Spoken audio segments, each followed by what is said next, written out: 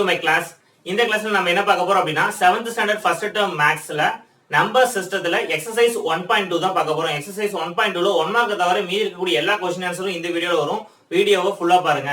Okay, exercise 1.2ல third question find the value of the following. Subtraction தான். Exercise 1.2 வந்து subtracting integer தான். அதுல வந்து 4 சம் கொடுத்திருப்பாங்க தேர்ட் क्वेश्चनல. ஃபர்ஸ்ட் ரெண்டுமே நம்பர் லைன் யூஸ் பண்ணி சப்ட்ராக்ட் பண்றது. ஓகே, ஃபர்ஸ்ட் क्वेश्चन பாப்போம். -3 minus of -4 using number line. Okay, number லைனுக்கு ஃபர்ஸ்ட் ஸ்டெப் என்ன? ஒரு லைன் டிரா பண்ணி நம்பர்ஸ் அதுல மார்க் பண்ணறதுதான். Okay, so first draw the line. சென்டர்ல என்ன இருக்கணும்? 0. Right side positive integer 1 2 3 4 5 6 7. Left side negative integers -1 -2 -3 -4 -5 -6. சரிங்களா? ஃபர்ஸ்ட் ஸ்டெப் நல்லா கவனிச்சுங்க. ஃபர்ஸ்ட் இன்டிஜர் என்னன்னு பார்க்கணும். அது எப்பவுமே ஸ்டார்ட் பண்ணும்போது 0ல இருந்து தான் ஸ்டார்ட் பண்ணணும். ஃபர்ஸ்ட் இன்டிஜர் பாசிட்டிவா இருந்தா ரைட் சைடு மூவ் ஆகணும், நெகட்டிவா இருந்தா லெஃப்ட் சைடு மூவ் ஆகணும். அப்ப 0ல ஸ்டார்ட் பண்ணிட்டேன். ஃபர்ஸ்ட் இன்டிஜர் இங்க நெகட்டிவ் தான், -3ங்கப்ப லெஃப்ட் சைடு 3 டிஜிட்ஸ் மூவ் ஆகுறேன். 1 2 3. சோ நான் -3ங்கற இடத்துக்கு இப்போ வந்தாச்சு. அடுத்து செகண்ட் டிஜிட் பார்க்கறோம். -4. இது அடிஷனா இருந்தது அப்படினா நம்ம அகைன் நெகட்டிவ் வந்தா லெஃப்ட் சைடு மூவ் ஆகும், பாசிட்டிவ் வந்தா ரைட் சைடு மூவ் ஆகும். ஆனா சப்ட்ராக்ஷனை பொறுத்த வரைக்கும் அது அப்படியே ரிவர்ஸ் ஆகும். சப்ட்ராக்ஷன் ஆஃப் இன்டிஜர்ஸ்ல நெகட்டிவ் இன்டிஜர் இருந்ததுன்னா ரைட் சைடு மூவ் ஆகணும், பாசிட்டிவ் இன்டிஜர் இருந்தா லெஃப்ட் சைடு மூவ் ஆகணும். அப்ப இங்க வந்து நெகட்டிவ் இன்டிஜருக்கு 4 இருக்கு, -4. அப்ப நாம எந்த சைடு மூவ் ஆகணும் அப்படினா ரைட் சைடு மூவ் ஆகணும். இங்க இருந்து 4 டிஜிட் ரைட் சைடு மூவ் ஆகணும். அப்ப 1 2 3 4. so the answer is 1.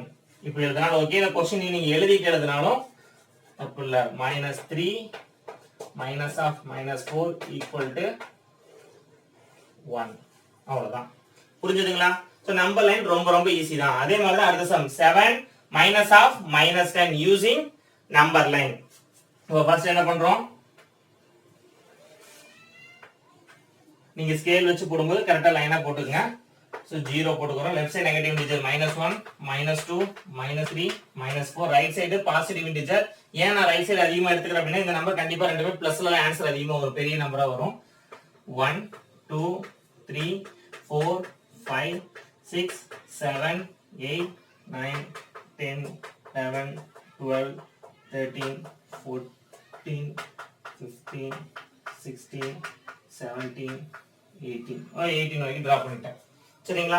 First number பார்க்கறோம். ஸ்டார்ட் பண்ணும்போது 0ல இருந்து ஸ்டார்ட் பண்றோம். First number 7. 7 is a positive integer, so right side move ஆகணும். 1 2 3 4 5 6 7. இப்போ நம்ம 7க்கு வந்தாச்சு. அடுத்ததா கொடுத்திருக்கிறது -10. சப்ட்ராக்ஷன்ல வந்து மைனஸ் வந்துச்சுனா ரைட் சைடு மூவ் ஆகணும். பாசிட்டிவ் இன்டிஜர் வந்தா லெஃப்ட் சைடு. அப்ப 10 digit again right side move ஆகணும். அதனால தான் நான் இப்போ என்ன பண்ணா ரைட் சைடு வந்து பெரிய நம்பர் லைனா போட்டுட்டேன். ஓகே, அப்ப 1 2 3 4 5 6 7 8 9 10. so the answer is 17. நீங்க இப்படி எழுதலாம். ஓகே, क्वेश्चन எழுதிட்டு 7 minus of -10 equal to 17 எழுதலாம். ஓகே, சரிங்களா? சோ எக்ஸசைஸ் 1.2ல தேர்ட் क्वेश्चनல ஃபர்ஸ்ட் ரெண்டு நம்பர் லைன் புரிஞ்சிருக்கும். அடுத்ததா நம்பர் லைன் இல்லாம போடக்கூடிய சம் இருக்கும். இந்த ரெண்டு சம் பாத்துருவோம். 35 minus of -64. First step question அப்படியே எடுத்து எழுதுங்க. 35 minus of -64. ஓகே, இந்த சப்ட்ராக்ஷனை பொறுத்தவரைக்கும் நம்ம என்ன பண்ணுவோம்னா இந்த சப்ட்ராக்ஷனை அடிஷனா சேஞ்ச் பண்ணும்போது இந்த நம்பரோட இன்வெர்ஸ் கண்டுபிடிப்போம். ஓகே, அப்ப -64க்கு அடிட்டிவ் இன்வெர்ஸ் என்னவா வந்திருக்கும் அப்படினா +64 வந்திருக்கும். ஓகே, சோ 35 இது வந்து +64 மாறிரும். அப்படி மாறும்போது இந்த மைனஸ் என்ன ஆகும்னா பிளஸ்ஸா மாறிடும். இப்போ சம் எப்படி மாறிடுச்சுனா 35 + 64. ஆட் பண்ணும்போது 5 + 4 9, 3 + 6 9. so the answer is 99. ரொம்ப சிம்பிளான விஷயம் தான். இதே மாதிரி தான் அந்த சம்மும் क्वेश्चन அப்படியே எடுத்து எழுதிடுவோம். -200 minus of +100. ஓகே, இதே ஸ்டெப் நான் அங்க சொல்றேன், கவனிங்க. அதுக்கப்புறம் ஈஸியாவும் ஒன்னு சொல்றேன். எது உங்களுக்கு ஈஸியா இருக்கோ அதை ஃபாலோ பண்ணிக்கலாம். இப்ப இந்த இடத்துல நம்ம வந்து மைனஸை பிளஸ்ஸா மாத்தணும். அப்படிங்கிறப்ப இதுக்கு அடிட்டிவ் இன்வெர்ஸ் கண்டுபிடிக்கணும். ஆல்ரெடி இங்க +100 இருக்கு. அப்ப அதுக்கு அடிட்டிவ் இன்வெர்ஸ் என்னவா வரும்னா -100 வரும். அப்ப சம் எப்படி சேஞ்ச் ஆகும்னா -200 -100 பிளஸ்னு வந்துரும். சரிங்களா? ஓகே, இப்ப ரெண்டு சைனும் எப்படி இருக்கு? இங்கேயும் மைனஸ் இருக்கு, இங்கேயும் மைனஸ் இருக்கு. அடிஷன்ல நம்ம பார்த்துருப்போம். சேம் சைன் இருந்ததுன்னா சைன் அப்படியே வச்சுட்டு ஆட் பண்ணதான் சொல்லுவோம். ஸோ அப்போ மைனஸ் சைன் அப்படியே வச்சுட்டு 200 பிளஸ் 100 பிராக்கெட் கரெக்டா போட்டுக்கணும். So answer is minus 300. இவ்வளவுதான். நீங்க இப்படி போட்டாலும் ஓகே. இல்ல முன்னாடி எனக்கு இதெல்லாம் இந்த ஸ்டெப்லாம் தேவையில்லை அப்படின்னா நீங்க டைரக்டா minus 200 minus into plus minus minus 200 minus 100 எழுதிட்டு நீங்க இந்த ஸ்டெப் இப்படியே கூட முடிச்சுக்கலாம். மைனஸ் 200 மைனஸ் 100 எழுதிட்டு ஒரே ஸ்டெப்ல மைனஸ் 300 இப்படி போட்டாலும் கரெக்ட் தான், தப்பு இல்லை. சரிங்களா? சோ சப்ட்ராக்ஷன் ஆஃப் இன்டிஜர்ஸ்ல எக்ஸர்சைஸ் 1.2 தேர்ட் क्वेश्चन முடிஞ்சது. அடுத்ததா ஃபோர்த் क्वेश्चन பார்ப்போம். 2ல ஃபோர்த் क्वेश्चन பார்க்கலாம். क्वेश्चन தான் கொஞ்சம் பெருசா இருக்கும், ஸ்டெப்ஸும் கொஞ்சம் பெருசா இருக்கிற மாதிரி தான் இருக்கும். ஆனா ஆன்சர் ரொம்ப ரொம்ப ஈஸியானதா, கவனிச்சிட்டே வாங்க. Kabilan was having 10 pencils with him. He gave 2 pencils to Sendil and 3 to Karthik. Next day, his father gave 6 more pencils. From that, he gave 8 to his sister. How many pencils are left with him? அதாவது கபிலன் அப்படிங்கிறவங்க அவன்கிட்ட வந்து ஆரம்பத்துல 10 pencil இருந்தது. அந்த 10 பென்சில்ல செந்திலுக்கு 2 பென்சிலும் கார்த்திக்கு 3 பென்சிலும் கொடுத்துட்டான். அடுத்த நாள் அவங்க அப்பா என்ன பண்றாங்கன்னா திரும்ப ஒரு 6 பென்சில் வாங்கி வந்து கொடுக்கறாரு. இப்ப தங்கிட்ட இருக்கிற பென்சில வந்து 8 பென்சில் வந்து சிஸ்டர்ட்ட கொடுத்துட்டார். சரிங்களா? இப்ப கபிலன்ட்ட எத்தனை பென்சில் இருக்கும், இதுதான் क्वेश्चन. சோ கண்டிப்பா இந்த ஸ்டேட்மெண்ட்ஸ் வந்து கரெக்டா எழுதிக்கங்க. மொத்தமா 8 ஸ்டேட்மெண்ட் வந்திருக்கும். நான் இடம் இல்லாதனால ரைட் சைடு கட் பண்ணி எழுதிக்கிறேன். போர்டை ரெண்டா பிரிச்சு நீங்க கீழே கீழே எழுதிக்கங்க. சரிங்களா? Okay. First statement, total pencils Kabilan had. கபிலன்ட்ட ஃபர்ஸ்ட் எவ்வளவு பென்சில் இருந்துச்சு? 10 பென்சில். அப்ப 10 ன்னு போட்டுக்கலாம். Number of pencils given to Sendil. செந்திலுக்கு எத்தனை பென்சில் கொடுத்தான்? 2 pencils to செந்தில். அப்ப 2. Number of pencils given to Karthik. Karthik எத்தனை பென்சில் கொடுத்தான்? 3 பென்சில் கொடுத்தாச்சு. அப்ப 3. Now number of pencils left with Kabilan. 10 இருந்துச்சு, செந்திலுக்கு 2 கார்த்திக் 3 கொடுத்தாச்சுன்னா இதெல்லாம் என்ன ஆயிரும்? சப்ட்ராக்ட் ஆயிரும், கழிஞ்சிரும்.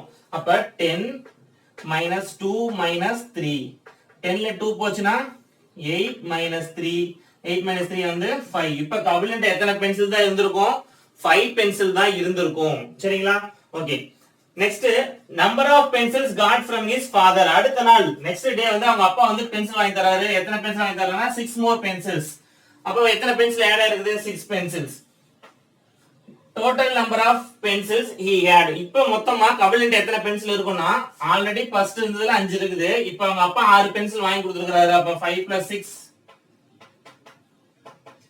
11 pencils இருக்கும். சரி, next number of pencil given to sister. இப்ப கபிலன் சிஸ்டருக்கு எத்தனை பென்சில் கொடுத்தான் அப்படின்னா 8 to his sister. 8 பென்சில் கொடுத்துட்டான். So 8.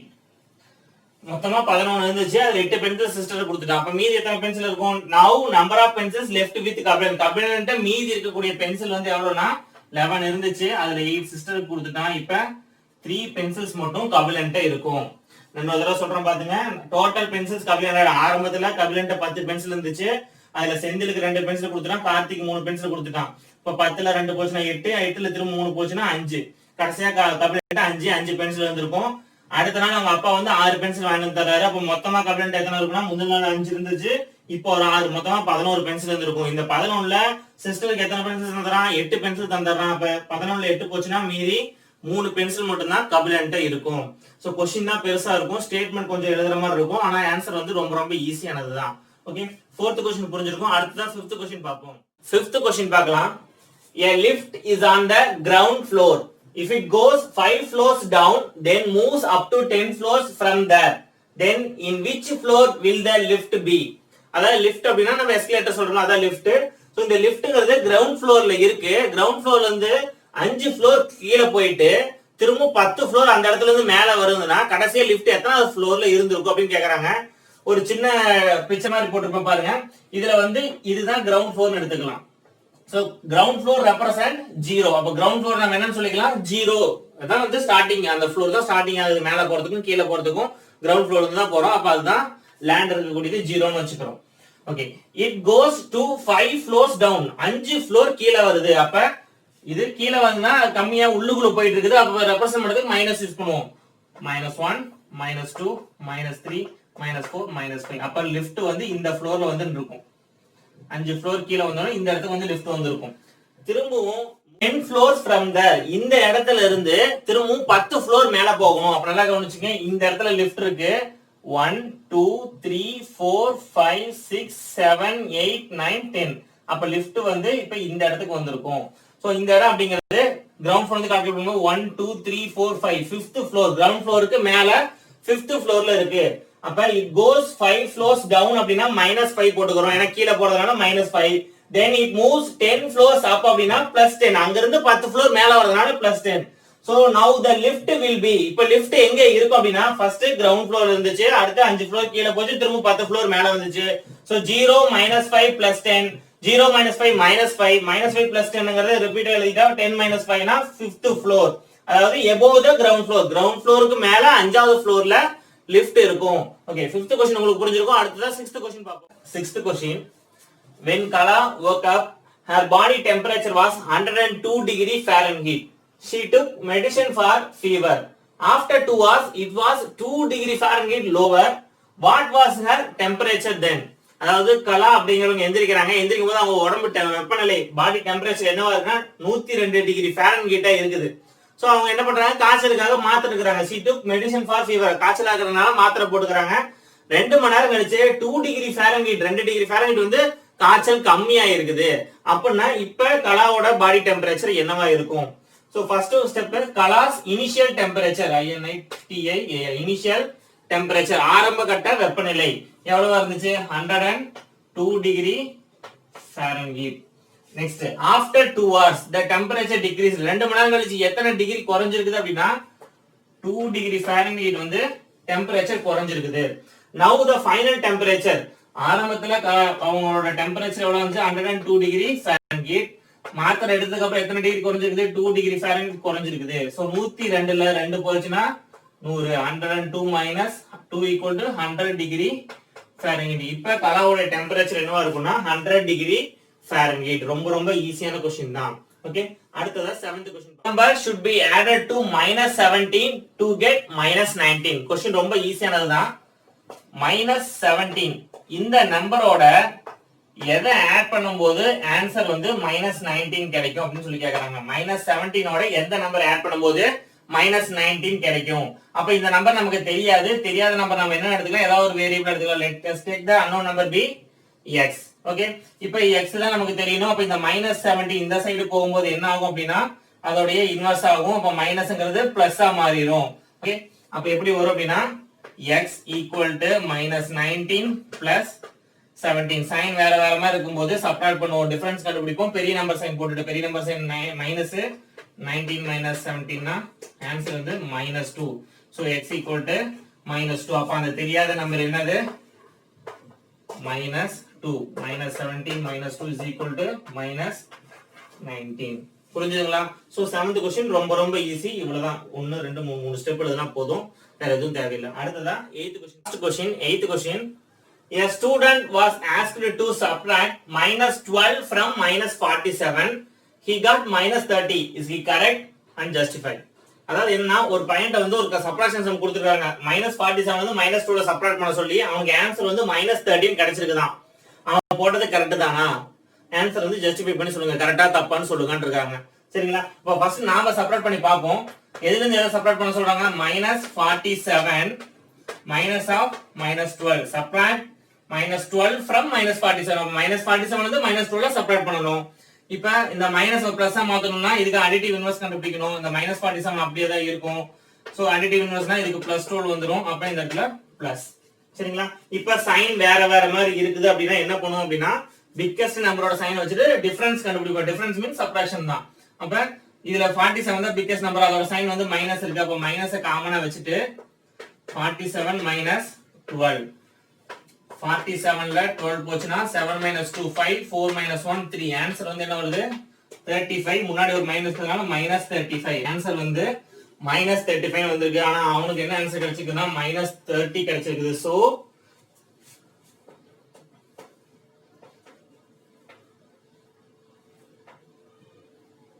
the correct answer is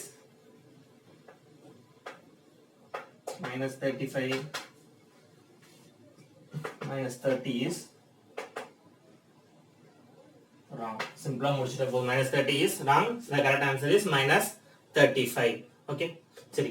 இந்த வீடியோல நம்ம என்ன பார்த்தோம் சொல்லிடுறோம் பாத்துங்க. Exercise 1.2 7th standard first term number சிஸ்டத்துல சப்ட்ராக்டிங் இன்டிஜர் அந்த டாபிக்ல இருக்கக்கூடிய எக்ஸசைஸ் நம்ம 1.2 இருக்கக்கூடிய எல்லா கொஸ்டின் ஆன்சரும் பார்த்துட்டோம். இந்த வீடியோ உங்களுக்கு யூஸ்ஃபுல்லா இருந்துச்சு அப்படின்னா லைக் பண்ணுங்க. நெக்ஸ்ட் உங்க ஃப்ரெண்ட்ஸ் அண்ட் ஃபேமிலிஸ்க்கு கண்டிப்பா ஷேர் பண்ணுங்க, அவங்களுக்கும் இந்த சம் தெரியணும் அப்படின்னா. நெக்ஸ்ட் நம்ம சேனலுக்கு சப்ஸ்கிரைப் பண்ணுங்க. And thank you for